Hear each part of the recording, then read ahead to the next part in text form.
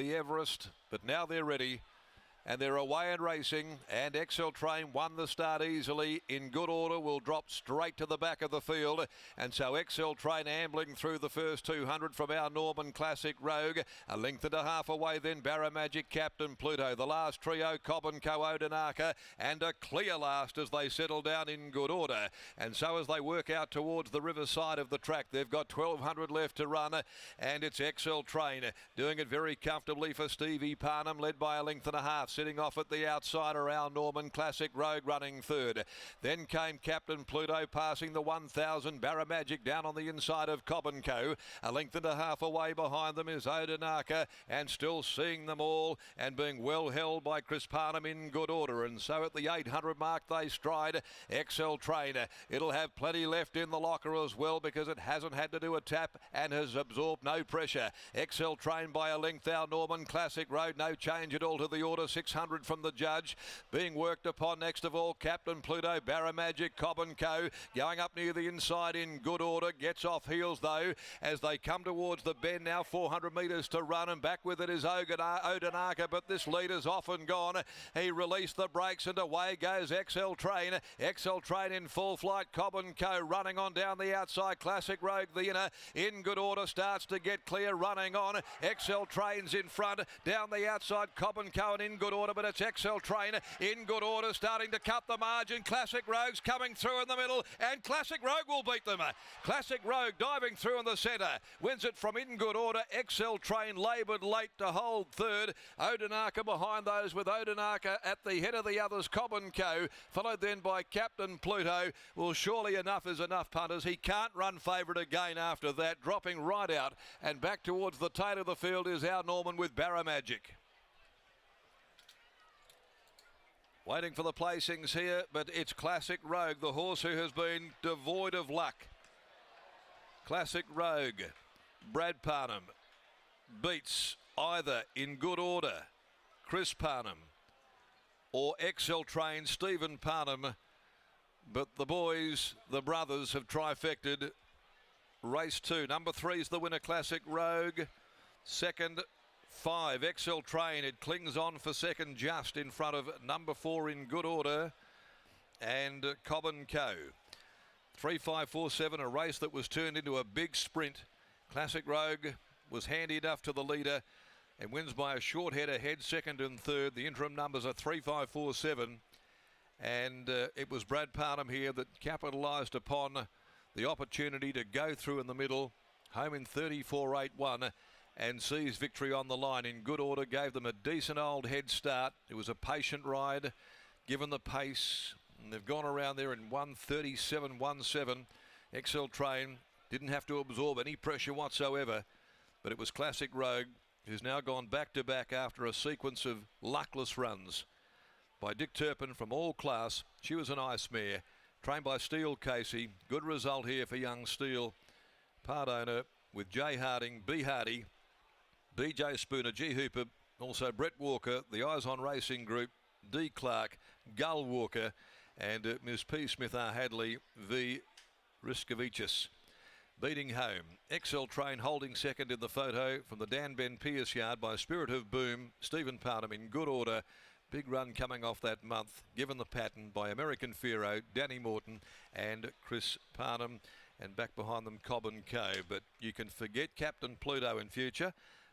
That's 5 straight times he's been a beaten favourite, and he's missed the money this time. You can't keep forgiving Captain Pluto. That is for sure. Sin bin after today.